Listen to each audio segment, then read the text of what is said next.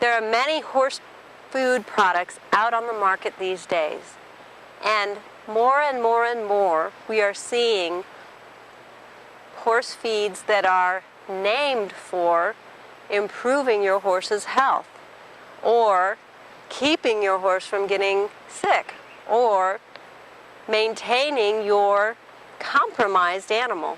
What do I mean by compromised animal? What we're talking about are horses who have developed hypothyroidism, or Cushing's, or insulin resistance, or diabetes, or whatever name we're putting on it. Laminitic horses who can no longer walk because their feet are so sore. And horses who have myelopathies, which is a nice name for their muscles don't work, but we don't really know why. All of these ailments are started primarily because the chemistry of the horse is not correct. We influence that chemistry in a lot of ways. Where we house our horses, how they're housed, what they do for a living, and more importantly, the chemicals that we put in them or that they gain from their environment. So, our goal with this talk is to educate you on some of the ways that your horse is exposed environmentally to some of these chemicals and what you can do to try to reduce that. First of all, many horses are housed in stalls or in paddocks where they're exposed to chemistry every day. The stall walls are usually made out of treated wood that contain arsenic. If your horse is chewing his stall walls, the arsenic can actually become part of his system.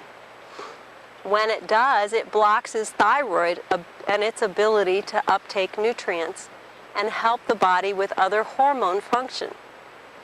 So that is one source for arsenic. Water is another source.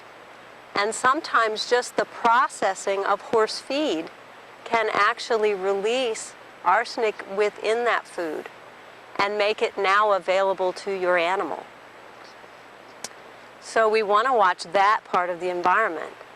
Pesticides, such as fly sprays and bug repellents and ant killers, can also be a problem. These usually contain estrogen mimics, and those estrogen mimicking molecules, as they enter your system and your horse's system, degrade his metabolism. What do we mean by degrade?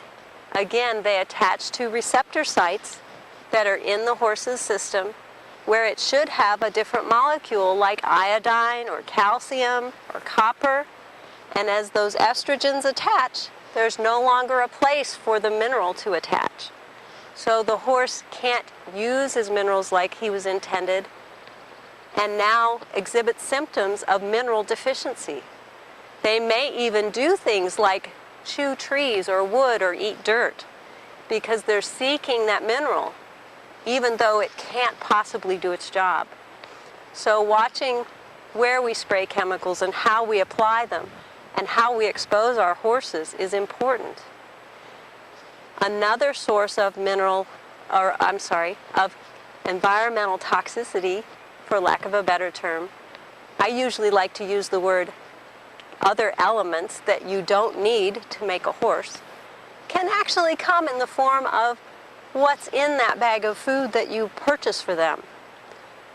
When we boil feeds to make them a certain shape, we actually transform the proteins from the omega-3s and omega-6s we want into things like omega-9 fatty acids. I'm sorry, I meant fatty acids, not proteins.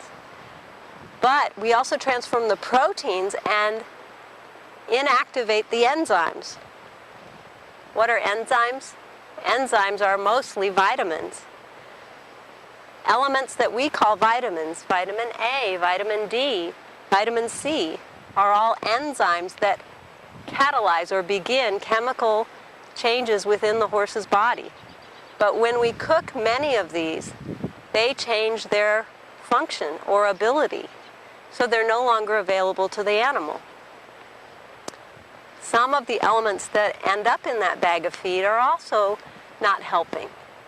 When we use the outer walls of some of the grains and some of the vegetables that get put in our foods, those outer walls have an awful lot of the pesticides and the herbicides that were used to help that plant be more productive.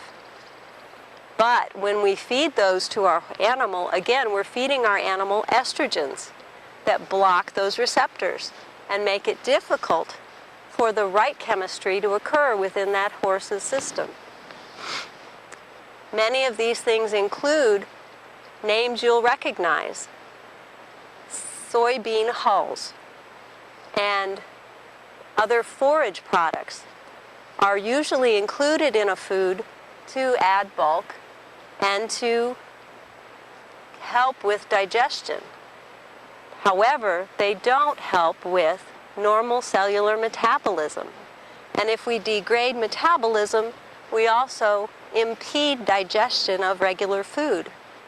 So by looking for feeds that include meals and not high temperature cooked foods that have a certain shape, and foods that don't include sugars that change the pH of the GI tract, and looking for foods that have higher omega fatty acids and raw diets.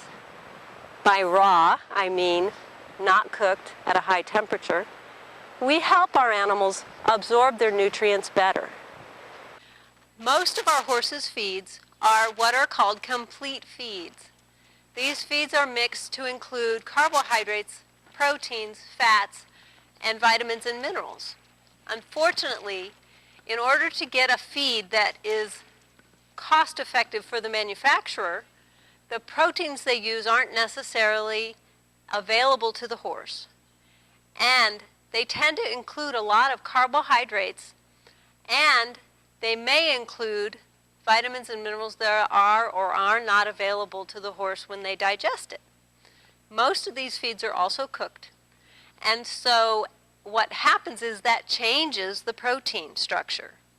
So when those manufacturers increase the amount of protein and cook the food, we end up with incomplete protein structures and proteins that your horse is unable to digest. So if you increase the amount of food and therefore increasing the amount of protein your horse is getting, you're not really increasing the protein. You're increasing the carbohydrate amount that your horse is getting. And this is what makes him what people call hot or anxious and unpredictable.